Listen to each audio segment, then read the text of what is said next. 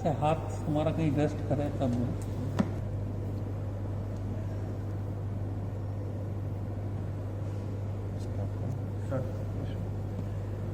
today we would deal with poliomyelitis. Though poliomyelitis is gone and its problems are gone, but still it serves as a very important type of lower motor neuron paralysis, which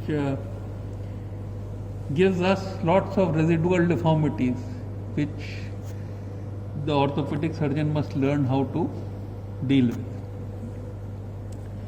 So poliovirus is Lyon, Lansing and Brunhilde.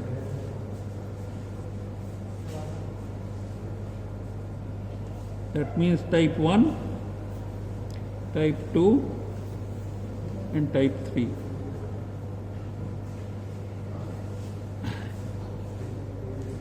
Therefore, if you are infected by one virus, you can again theoretically get a second infection or a third infection. But the thing is that if the cell has been infected once by a poliovirus, it has got interferon, and that interferon prevents another virus from entering the same cell. So this is Lyon, Lansing and Brunhilde, and you have two types of vaccines for it. The Salk, which has antibodies and which is injectable, and the Sabin vaccine. The virus can be cultured on monkey kidney tissue culture and egg yolk. So this is about the microbiology of the virus, and this virus enters orally and it grows on GIT epithelium.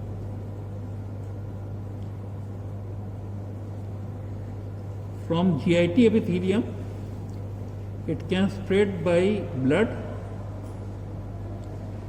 by perineural lymphatics,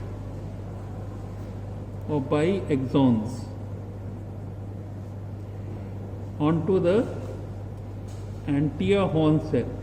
Anterior horn cell is a stellate cell like this. It has got dendrites and it has got an axon.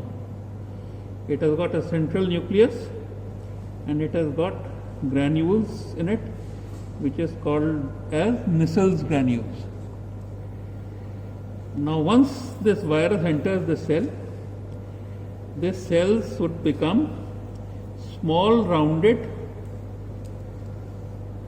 nucleus will become pycnotic and eccentric, Nissel's granules will disappear and the clarity of the cytoplasm will be lost. Therefore, there will be cloudy cytoplasm, which is also called as cloudy swelling. So this is what happens to the cells.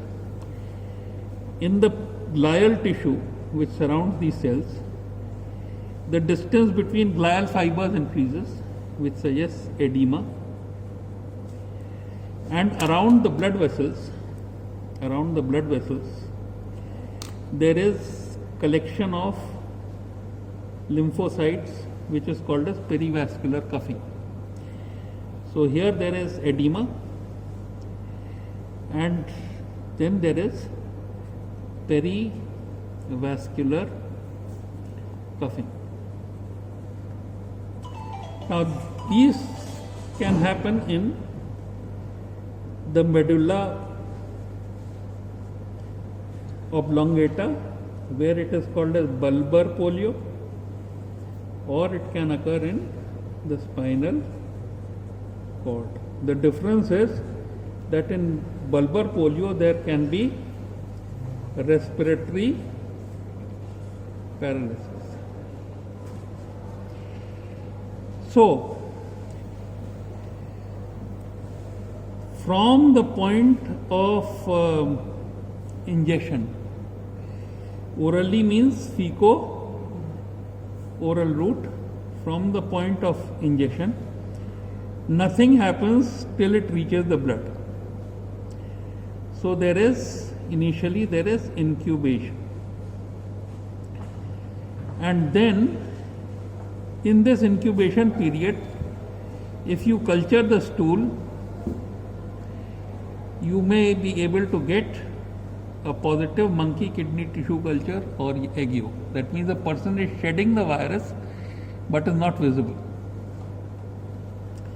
Then when it reaches the blood, there is an influenza like sickness. But this influenza like sickness has one important feature, and that is acute muscle tenderness. After that,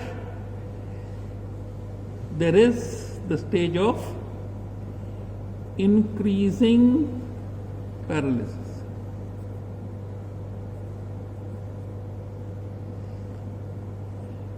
Then there is decreasing paralysis.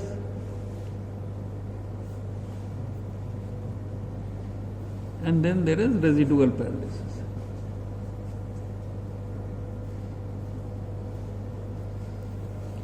The difference between increasing and decreasing paralysis is that in decreasing paralysis, when the peak is over, the acute muscle tenderness will disappear.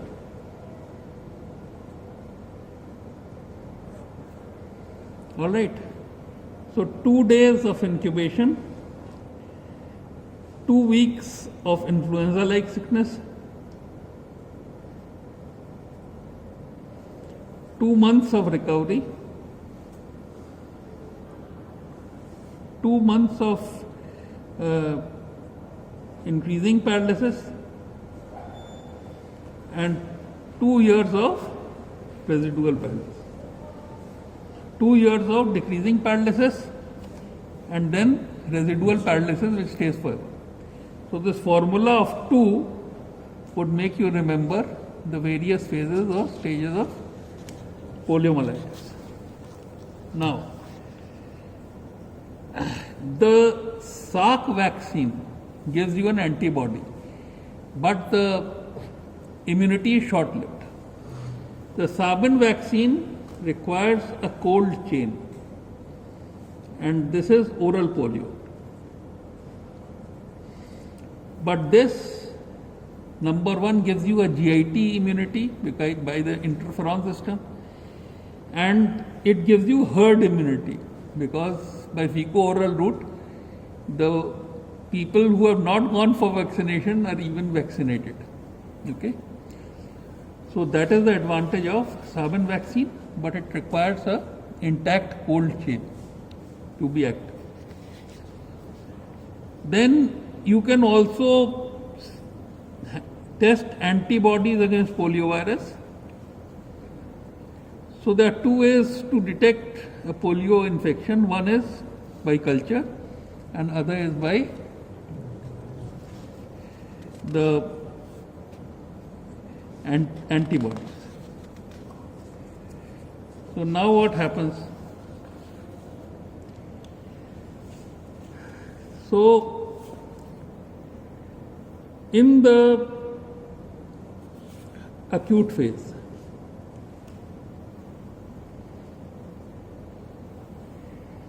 till muscle tenderness is present, you give hot saline fomentation.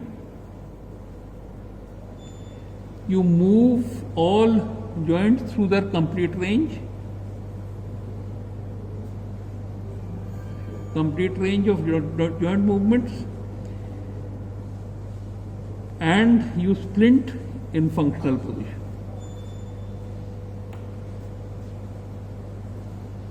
And the don'ts are no injection,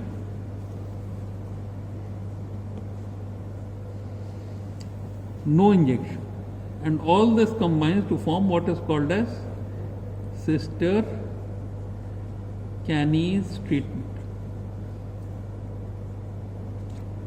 Now, in increasing paralysis,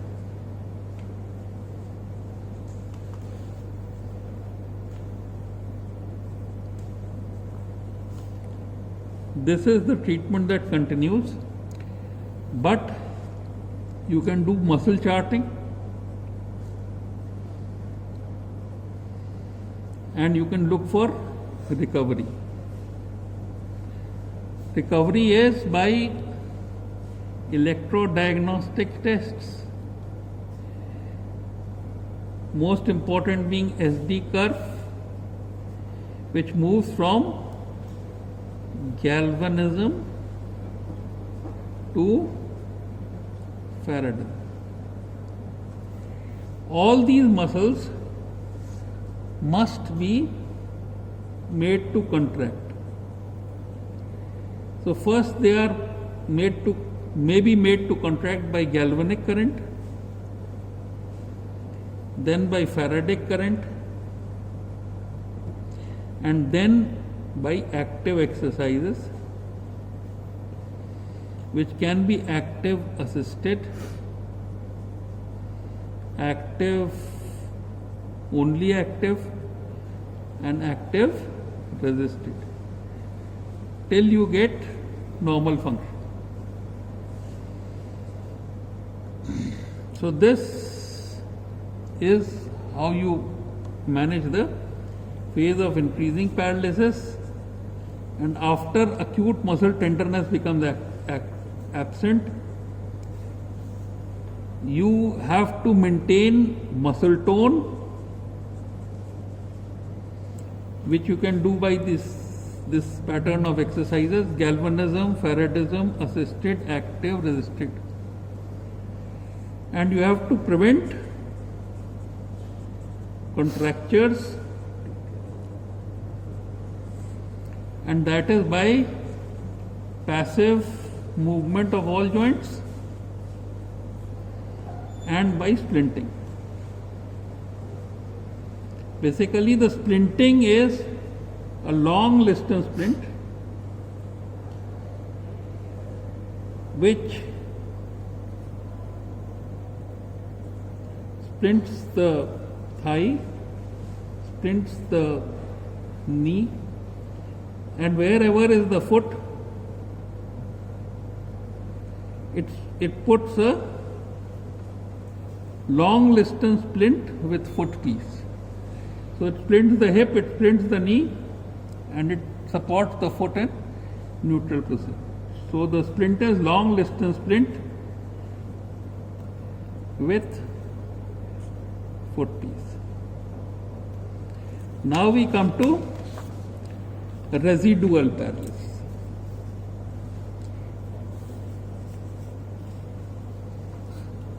This is the point where you will get your long case or short case. Okay? So you have to bother about contractures, you have to bother about power loss, and you have to bother about limb length discrepancy. And about these three things, you have to bother around the spine, around the hip, around the knee, around the ankle, around the subtaloid joint, around the foot, midfoot, and around the toes. Correct? Now we would start taking up these one by one. Okay? So, spine, contractures, scoliosis, and there is power loss and muscle imbalance just produce this scoliosis. You have to operate it. It's a paralytic scoliosis, and you have to fuse the spine, and you have to maintain the correction. So correction is maintained by a POP, which is called as Reiser's cast. It can be maintained by traction,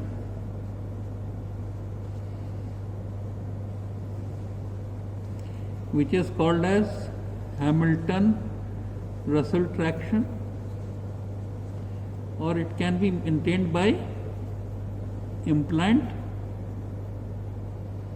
which can be Harrington's rod, which can be Lukey's fixation, or which can be interpedicular screw fixation. So now the mainstay of treatment is interpedicular screw fixation, because you can correct scoliosis much more by interpedicular screw fixation. So this is how you deal with the spine, because you want the spine to be straight and the line of gravity to fall exactly in the sacrum. Okay. Now then we move on to the hip. What is the contracture of the hip? Flexion, abduction, external rotation. What is contracted? Sartorius, straight head of rectus femoris,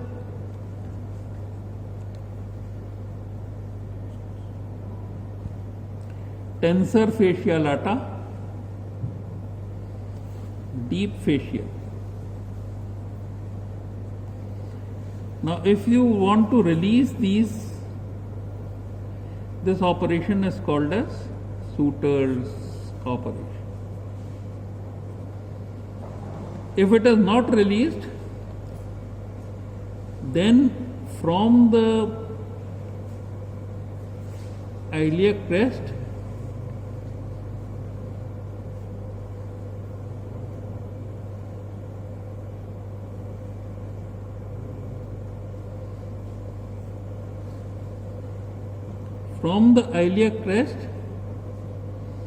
you release the iliacus and the gluteus from the outer surface, and when you straighten this limb is when you straighten it, you find that a portion of the iliac crest would go out of the wound area, and you would excise this area if there is no growth plate. But if there is growth plate, you will remove a portion of the bone under the growth plate and reposit the apophysis. This operation is called as Campbell operation. So these are the operations that are done to deal with contracture of the hip. Then the major power that has to be restored around the hip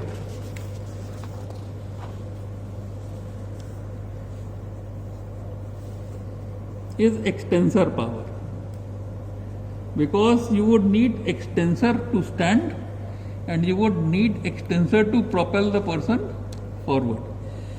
So if the gluteus maximus is paralyzed, you transfer the iliopsoas onto gluteus maximus and medius, and you have to sort of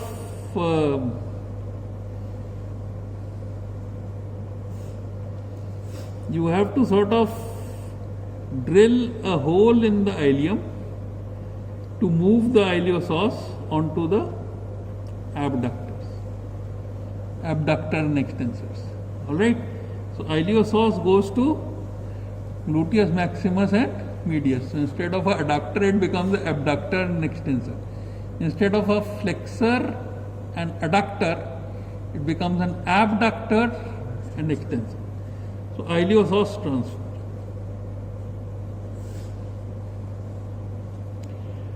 Now we move on to the knee joint. Basically, what is happening in the knee, that if this is the femur, then the knee has is become flexed and has posteriorly subluxed. It has gone posteriorly in relation to the femoral condyle, and this is because this anterior cruciate ligament will become contracted. Correct? So, what do you do for the knee? So, we'll draw the femur section. We'll draw the lateral lip and the medial lip. This is the lateral lip, this is the medial lip. From this we'll take out the lateral intermuscular septum. From this the medial intermuscular septum, and this medial intermuscular septum will divide to include the adductor space. From here you will have the deep fascia. So here you will have vastus intermedius, vastus lateralis, vastus medialis and rectus femoris, and here you will have biceps, two heads, and semimembranosus, semitendinosus, and here you will have the deep fascia, right? And this will be the skin and subcutaneous tissue. So you'll divide the skin and subcutaneous tissue. You'll make an incision in the deep fascia above and below the intermuscular septum, which you will recognize by the iliotibial band. And this iliotibial band is connected to the lateral lip. By this you will separate the vastus lateralis from the anterior surface of the intermuscular septum and the biceps femoris from its inferior surface. And here will be the lateral popliteal nerve on the posteromedial surface of the biceps femoris, which you will save. And if this is the iliotibial band in the center, and this is how it is connected to the lateral intermuscular septum, then you will remove 3/4 inch of iliotibial band along with the lateral intermuscular septum. This operation is called as Yount's operation. Now supposing you try to extend and you are unable to extend, then you will divide this deep fascia transversely. You see, this deep fascia will be divided transversely right across the popliteal fossa. So you divide deep fascia, right? You will have the biceps tendon and the semimembranosus and the semitendinosus, correct? So you divide the biceps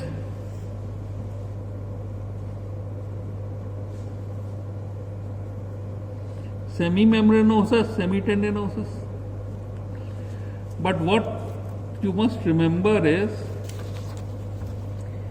that if you look at the femur from behind,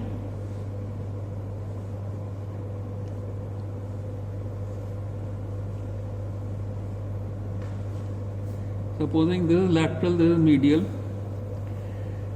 then this is the ACL and this is the PCL.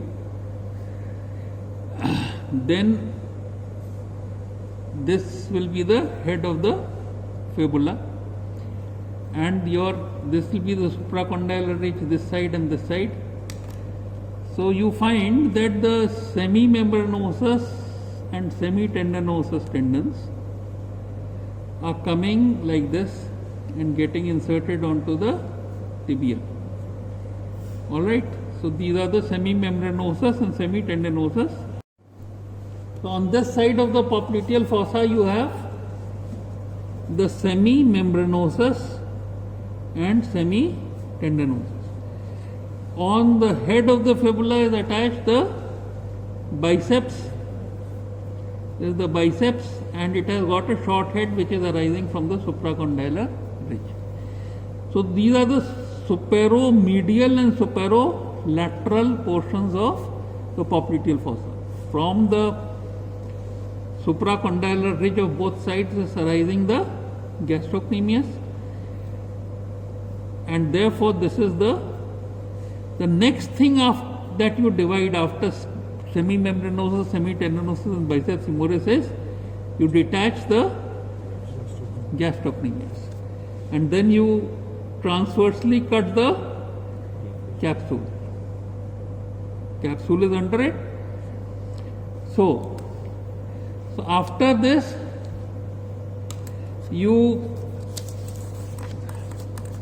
after the biceps and semitendinosus it is gastrocnemius, and then posterior capsulotomy.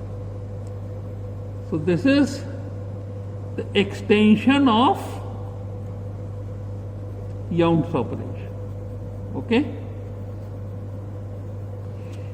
But you see, this has already slid backwards, and you need to pull it forwards, and for it what will you need to divide? The ACL. So this modification in which you divide the ACL is called as Somerville modification of Yount's operation. Alright, so you'll put a skeletal traction here and pull it forward. Right? So this is contracture release around the knee. Then if you can't still release it without stretching the vessels and the nerves behind, then you do a supracondylar anterior based wedge osteotomy. So then you don't have to stretch the posterior structures and there will be reduction. Finally, supracondylar close wedge osteotomy. Close wedge will always cause decrease in length of bone, but that would immediately decrease flexion also, right? So this is how you deal with contractures of the knee. Now if you have to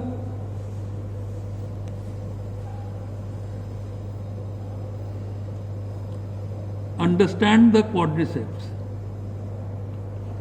power loss is quadriceps.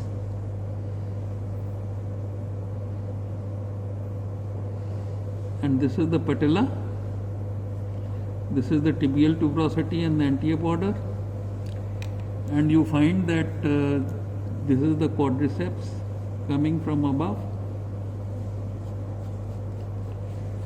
and it is getting inserted through ligamentum patella into the patella.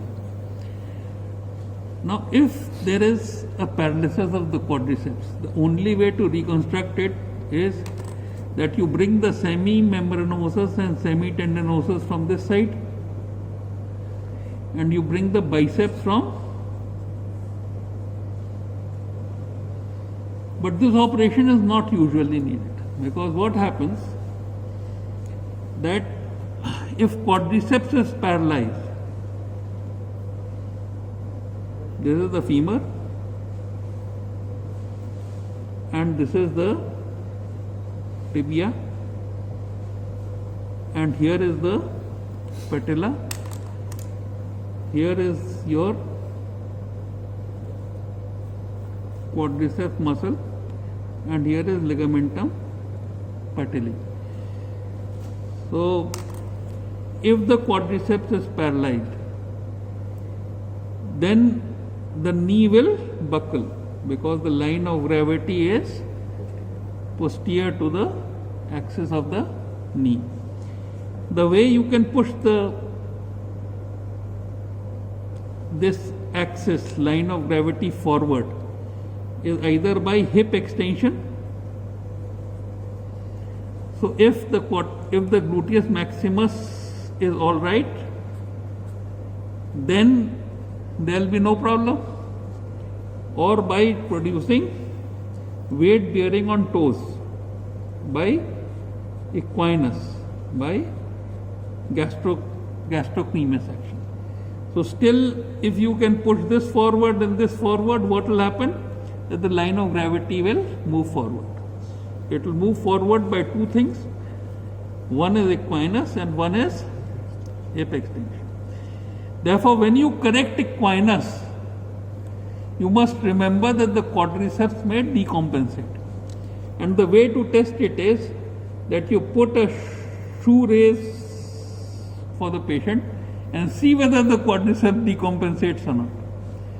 So if you make the line of gravity, the weight bearing in the foot normal or plantigrade, ठीक है. तीसरा क्या हो सकता है कि अगर recurvatum हो जाए, जीनू रिकर्वेटम हो जाए, तो फिर क्वाड्रिसेप्स कॉम्पेंसेट नहीं करेगा, मतलब क्वाड्रिसेप्स डिकॉम्पेंसेट नहीं होगा. Therefore, there are three mechanisms that compensate for loss of quadriceps power: the hip extensors, the equinus, and genu recurvatum. You must evaluate these three before you start doing a tendon transfer for quadriceps. All right. And why do you want the knee to be completely extended? Because that will lock the knee. That means even when the quadriceps doesn't contract, the knee will not buckle or flex. Right? So this is power restoration around the knee. We have talked about contracture release, iliotibial band loss, lateral intermuscular septum, biceps, save LPN, semimembranosus, semitendinosus, two heads of gastrocnemius, posterior capsulotomy, and deep fascia, of course. Then we have talked about power restoration. The quadriceps, how it locks the knee, and then we have also studied what are the mechanisms that compensate for paralyzed quadriceps: the max, the genu recurvatum, and the equinus, and how you must test the compensation component, especially in equinus correction. Then, if he cannot still walk, supposing there is a flexion contracture of the knee, then the line of gravity will always be behind, and with quadriceps weak, the person will buckle. Then what do we do? In isolated problem, we can do the biceps and the semimembranous, semitendinosus supplement. But what does he do? So this is the femur. This is the tibia.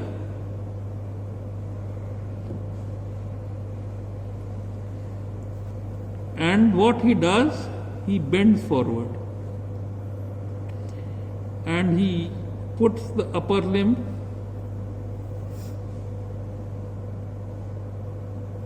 on the quadriceps and pushes it backward.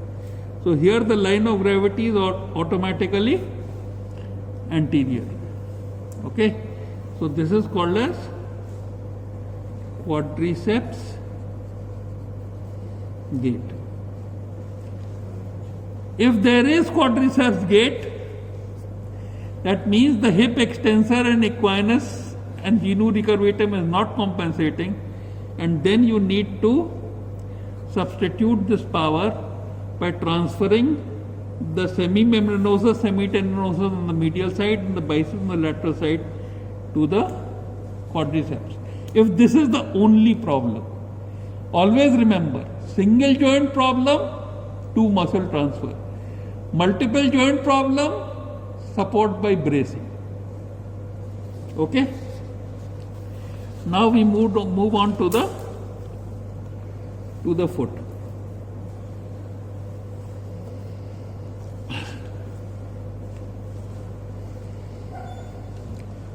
The first thing in the foot is ankle. Ankle can go into equinus or into foot drop.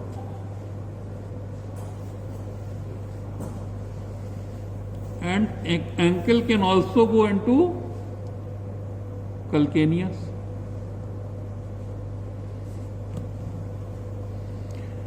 So equinus is not passively correctable and foot drop is passively correctable. Okay. Now this equinus can be with varus, with valgus, and without any.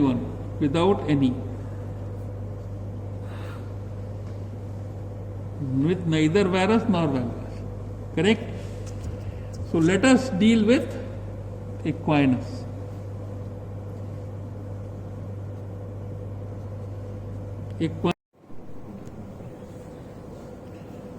So for the equinus, you do TA Z plasty. The lower limb of the Z is directed medially in varus and laterally in valgus to ensure that the direction of the pull also corrects the varus and the valgus. So this is tendoachilles Z plasty and the direction of the. Then you have to resect the plantaris, may have to resect the plantaris, may have to do a posterior capsulotomy, which is always talocalcaneal, not tibiocalcaneal. Okay. So you always open the subtaloid joint and you don't open the ankle joint. You do a posterior capsulotomy, plantaris, and if the body of the talus has remained in equinus for long, then its anterior portion would be wider and you may have to do a release of the tibiofibular ligament. So this is equinus. Okay. And if it is passively correctable, the same equinus would lead to foot drop. Okay. So for foot drop,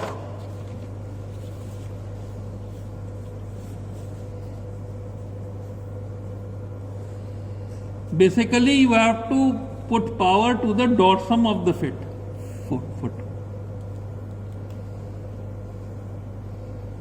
Now what is happening is that this is tibia, this is talus, this is calcaneum, here is navicular, here is cuneiform, here is metatarsal, and here are the phalanges. So what is happening that when the person cannot dorsiflex the foot because this tibialis anterior is paralyzed. The tibialis anterior is inserted into the cuneiform and peroneus longus comes from the lateral side, goes around and gets inserted in the cuneiform. So it's like a hook. Peroneus longus coming from this side and tibialis anterior from this side. They form the hook which maintains the arch. So this tibialis anterior is weak. That's why the foot has dropped. Now he is basically using extensors, extensor digitorum, extensor hallucis and extensor digitorum longus to try to dorsiflex the foot, but that causes cocking and doesn't lift the forefoot. So you can transfer the extensor hallucis longus into the neck of the first metatarsal, and you can fuse the interphalangeal joint. This operation is called as modified, yes, Jones operation. And if you move, so you are using the extensor hallucis longus to dorsiflex. Same way you can use extensor digitorum longus. You transfer the extensor digitorum longus to the metatarsal heads. Okay. So this is called as Hibbs operation. This operation is called as Hibbs operation. So first thing that you can use to restore dorsum, that means dorsum of midfoot. That's where you want to transfer. You can transfer the extensor hallucis longus, where it is called modified Jones operation. Then you can transfer extensor longus, which you will call as Hibbs operation. If there is equinovalgus, then you transfer peroneus longus, which is called as Osmond-Clark operation. And if there is equinovarus, then you transfer tibialis posterior. Now this tibialis posterior can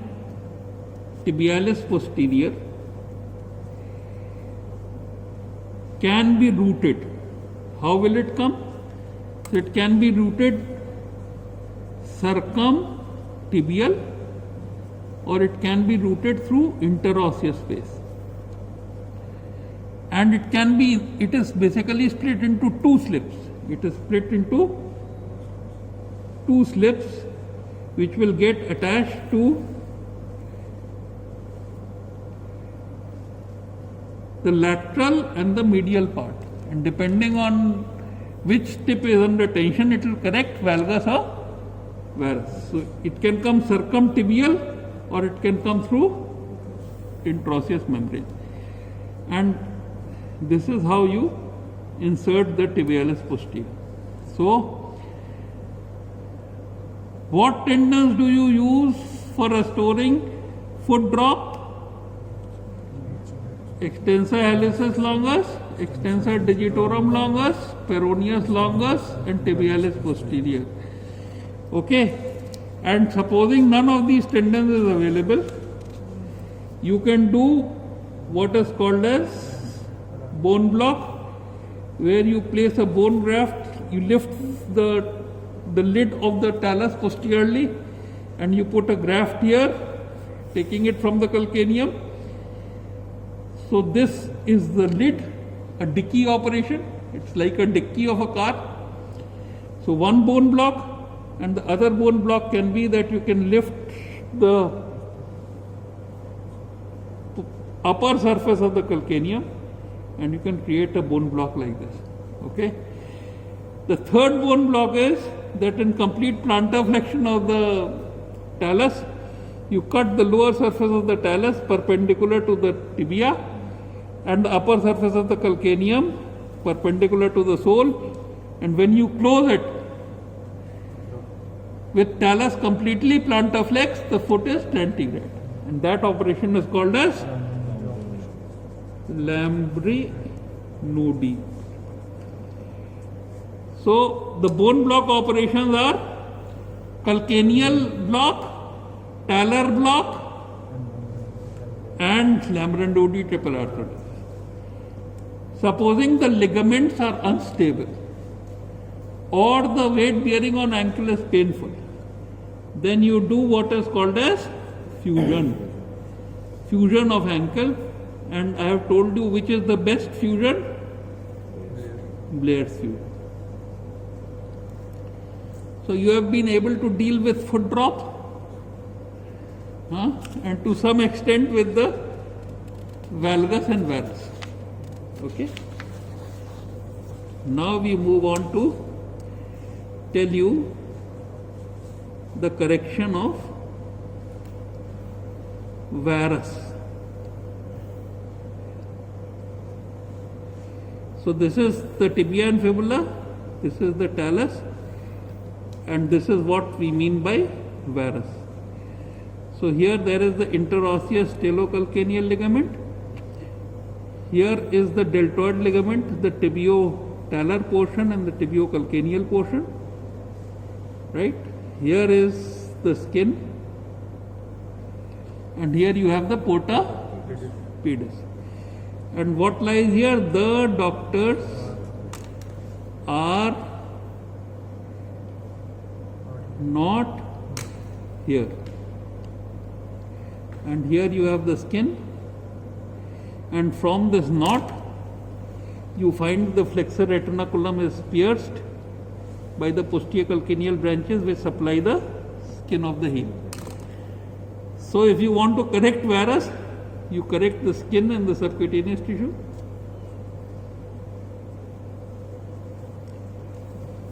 You divide the flexor retinaculum near the tibial. Then for the tibialis posterior, you resect, lengthen or transfer.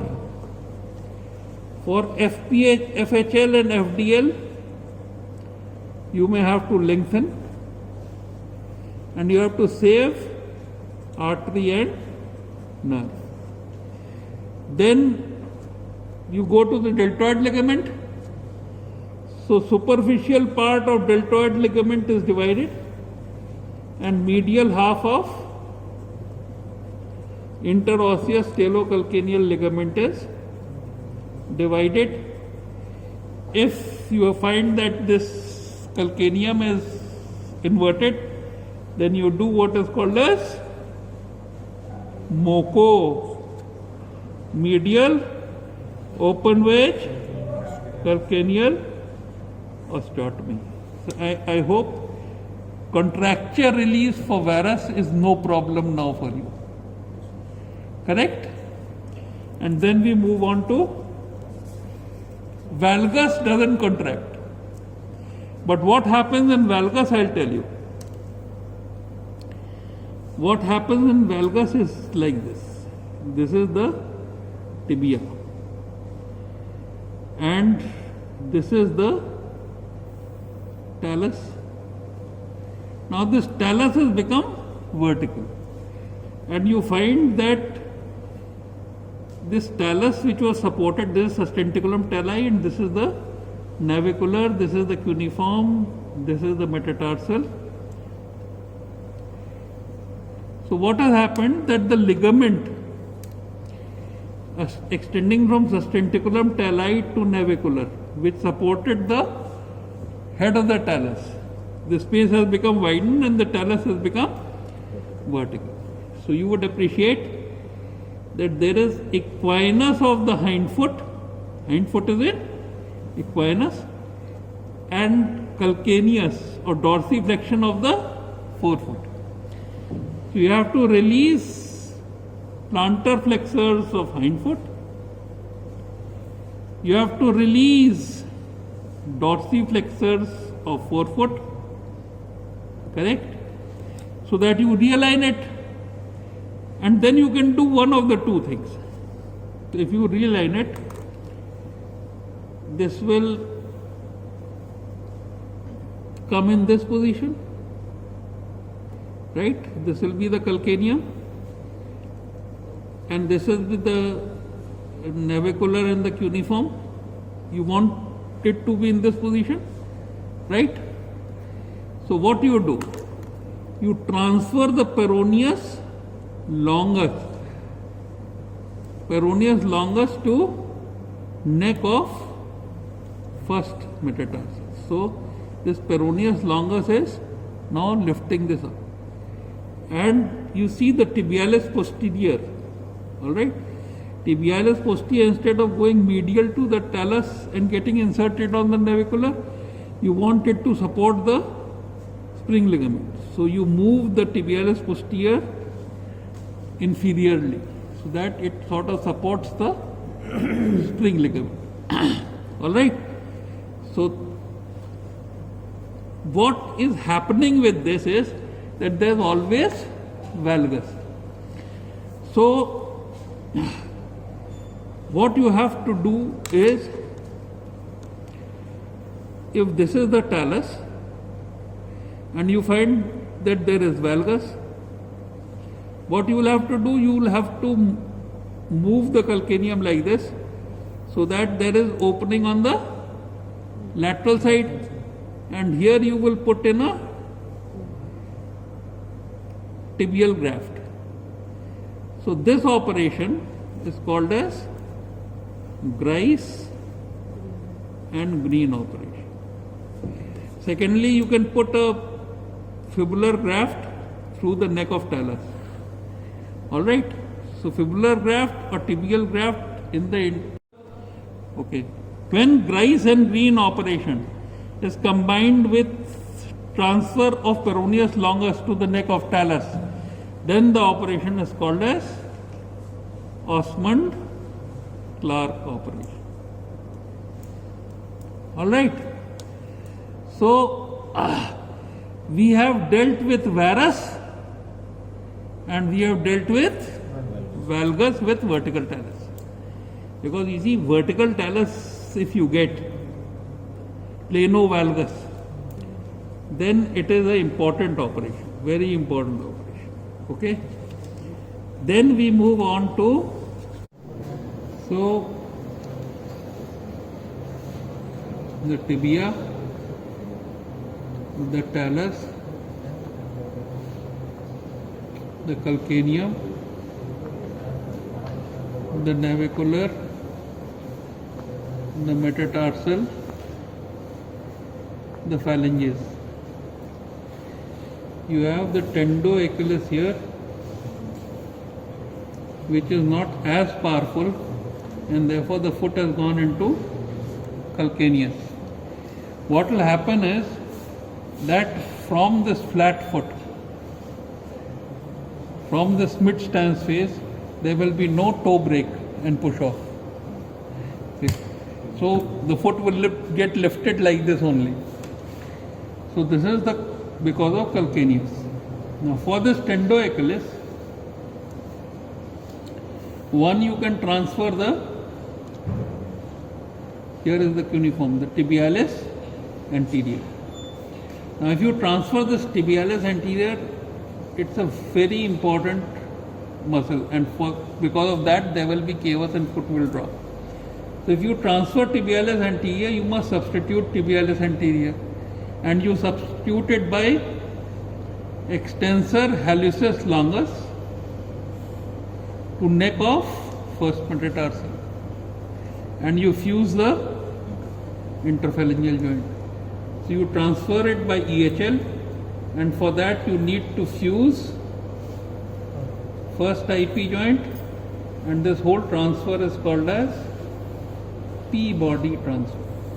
It's the major transfer for calcaneus. The second thing is that you can take the peroneus longus and you can translocate it behind the calcaneum. So this is, supposing there is valgus with calcaneum, valgus. That means peroneus longus is more powerful. So you can do translocation of peroneus longus. You are using peroneus longus as a plantar flexor.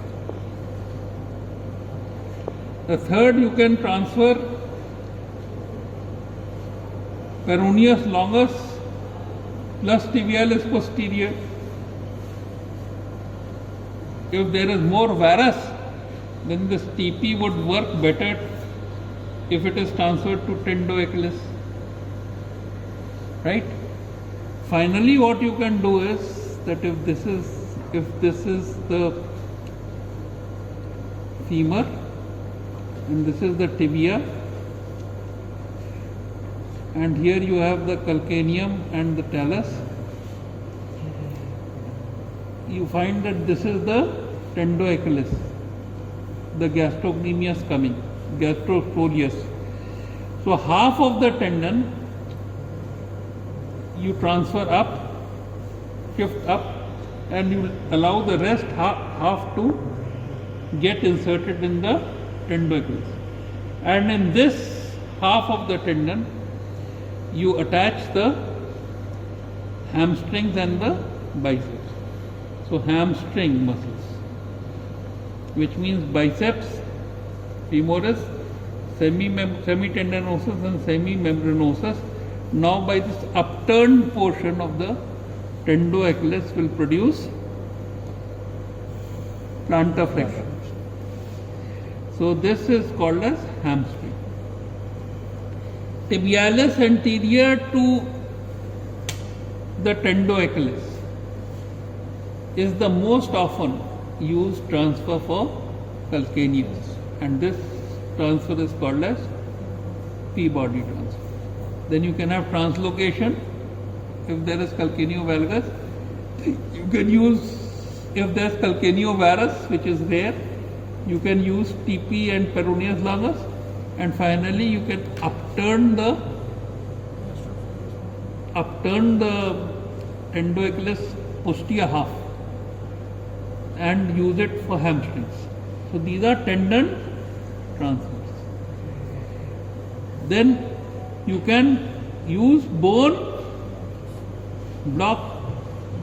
You can anterior half you can slide down, and that will prevent the neck of talus from dorsiflexion. So you can use anterior bone block operation. Okay.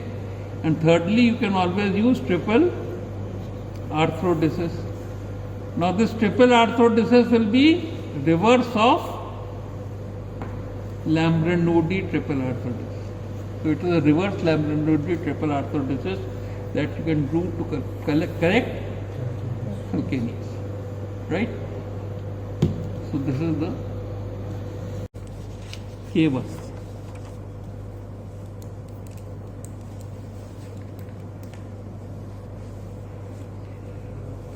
Now you see, this is cavus.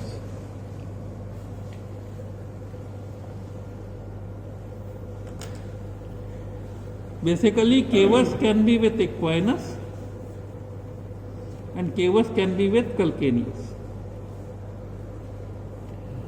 What you have to deal with, you have to understand that the arch is maintained by a hook here, and the arch is maintained by the bowstring here, and the arch is maintained by the shape of bones.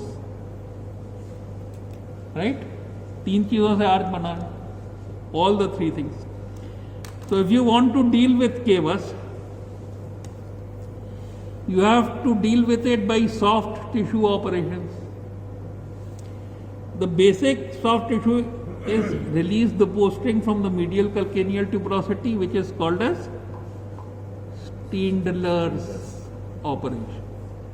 What do you release from the medial calcaneal tuberosity? You release abductor hallucis, you release flexor digitorum brevis, you release abductor digiti minimi, you release plantar aponeurosis. Okay, so Steindler's operation. The second thing that you can do is that this hook is formed by peroneus longus coming from the lateral side and tibialis anterior attached to the medial cuneiform. So what you can do, that you can just divide the peroneus longus and reinsert it into peroneus brevis. So you can do peroneus longus to peroneus brevis. This operation is called as Betson's operation. Okay. The third is that these are muscles here, and these muscles are acting like bowstring. You can simply do a neurectomy of the posterior tibial nerve which is supplying these muscles. Alright, so a neurectomy of this nerve will release the contraction. Then you can do osteotomy of the arch.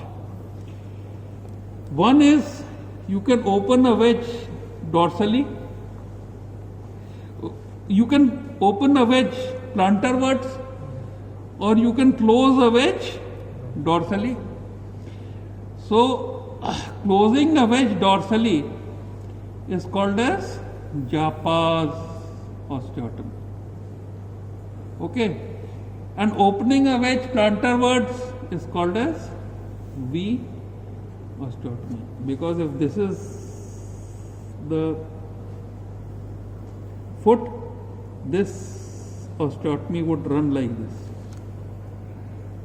Okay, so open wedge is V osteotomy and closed wedge is Japa's osteotomy. And then if you can't do anything else, do a triple arthro. And we know how to do a triple arthrodesis. So this is how you deal with cables. Then we go on to the toes.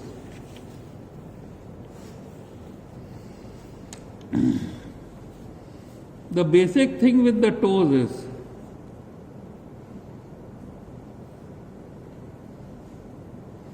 that the angle of attack of the metatarsal with the ground has increased, and therefore the toes are hyper extended. Therefore, this is happening because this tendon of extensor hallucis longus is trying to lift the forefoot in swing phase. But it is not succeeding because it simply acts like a bowstring and hyperextends this joint. So if you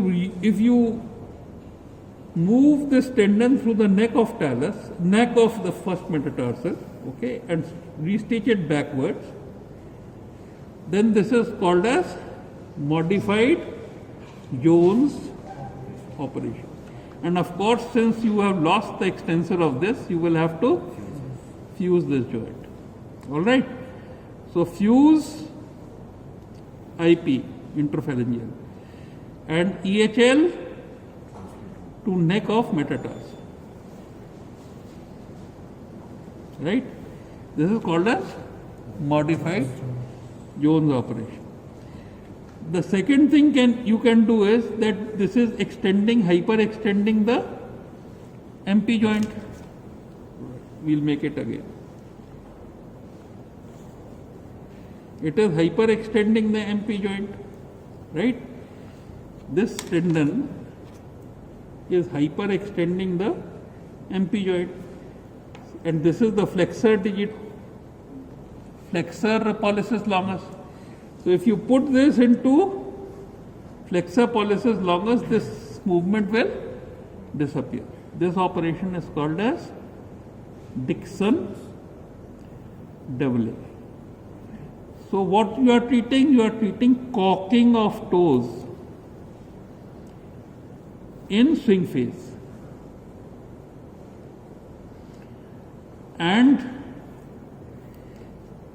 if there is equinus, then you do modified Jones.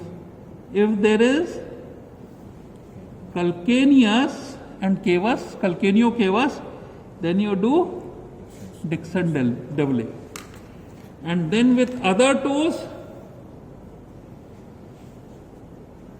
you have what is called as plowing, because of paralysis of lumbricals.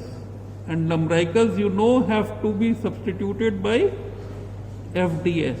And this operation is called as Bunnell's in the upper limb, but in the lower limb it is called as Garcio-Brahams. and when you do Garcia-Graham's operation, or you simply fuse IP joints.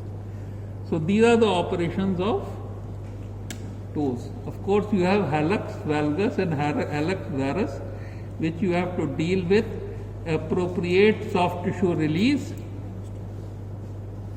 fusion or tendon transfer, right? If EHL is transferred towards the abductor of the hallux, it will correct hallux valgus. So if you transfer it to the abductor, it will correct hallux valgus. If you transfer the EHL to the adductor, it will correct hallux valgus. Or you can do a osteotomy of the metatarsal to correct it. So these are the various operations which you can do on toes. So now you have dealt with contractures, you have dealt with restoration of power if there is isolated power loss. Supposing there is extensive power loss, hip and everything is involved. So spine, you have to brace it. And this brace is called as Milwaukee brace. Correct? Hip. For rotation, you have a pelvic belt. Correct? For flexion extension, you have a hip lock. Right? For relieving the weight, you have ischial weight bearing. Correct? So this is hip. For knee, if you want to correct flexion contracture, you have to have a low calf band, high thigh band and patellar strap. So this is low thigh band, high calf band and patellar strap. If you want to correct recurvatum, you have to have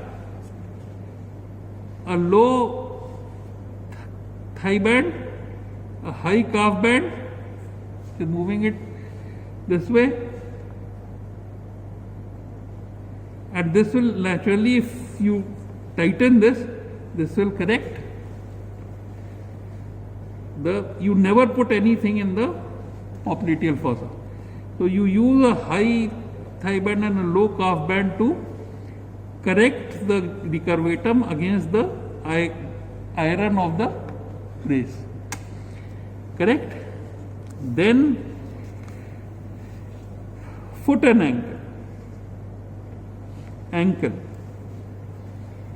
You remember AC, anterior check for calcaneus and posterior check for foot drop or equinus. Okay? AC, you remember the anterior check. Then what about varus and valgus of ankle?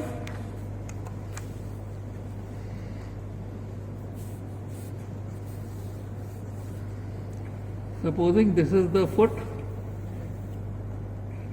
varus. Supposing it's going into varus. So you need an iron here and a T-strap in this direction.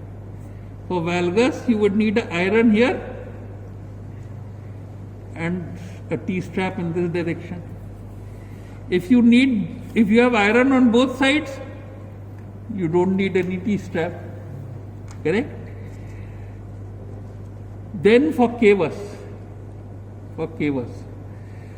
what you want to do, you want to invert the heel and you want to evert the forefoot. So you want to evert the forefoot and you want to invert the heel. So you do a medial heel wedge raise here and Thomas's crooked elongated heel there. So medial heel wedge raise with Thomas crooked elongated heel. Okay. If it is an adult, you put a valgoid insole. So medial heel wedge raise, TCE heel for planus or flat foot. and valgoid insole in adults. And of course, toe problems are managed by the shoe only. Okay? So this is the bracing when there is extensive paralysis. Okay? Then you come to length restoration. Contracture, power loss, length restoration. And the basic way of restoring length is shoe raise. Always give shoe raise by block measurement. And you always undercorrect, because this will allow clearance. Okay? आधा inch 1 inch कम correct करना है, so that there is clearance in swing. Okay? Then you can increase limb length, because you have a technique which is called as Ilizorov. Okay? But what you must remember is that you can increase length in thigh and in leg. What you must always make sure is that both knees are in the same axis, with both limb standing. Alright, so that the axis of the knee doesn't change. So, in polio, whenever you get a case, we have not covered yet hip contracture. We covered suitors and camber. So you look at the hip, you look at the knee, you look at the foot and the ankle, you define contractures, passive lack of movement, you define power loss, and you define limb shortening. And then you are able to deal with this in this manner. Right?